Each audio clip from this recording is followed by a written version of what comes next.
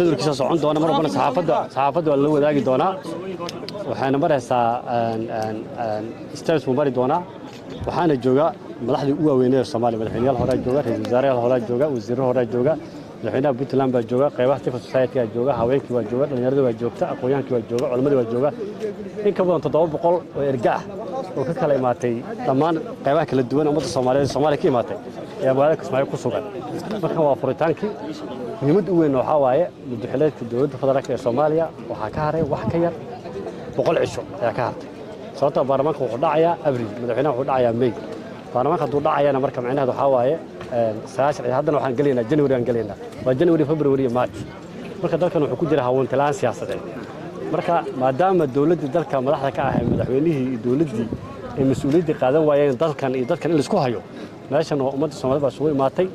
xaalad walba kala guur cakiranna dad baa u kaca dadkii badbaadin jiray ayaan badbaadin doona Abdullaahi kana noqdo waxa ugu muhiimsan waxa waaye Soomaali in loo helo Soomaali xasiloon oo mid ah oo federaal ah oo doorashada heshiis lagu yahay oo waqtigeeda ku dhacda oo cid gaar ah waxa yarnaan si ku soo bixi jirtay ku soo baxda baa muhiimad ay tahay taasana ma soo bixi xasan sheekh horey waxa madaxweyne farmaajo horey xasan sheekh halkan ugu jibiyay ma laga yaabaa xasan sheekh in halkan lagu jibiyo asagana xasan sheekh waa su'aal buu ahaba dadka fadhiya arkaysan marka dadka fadhiya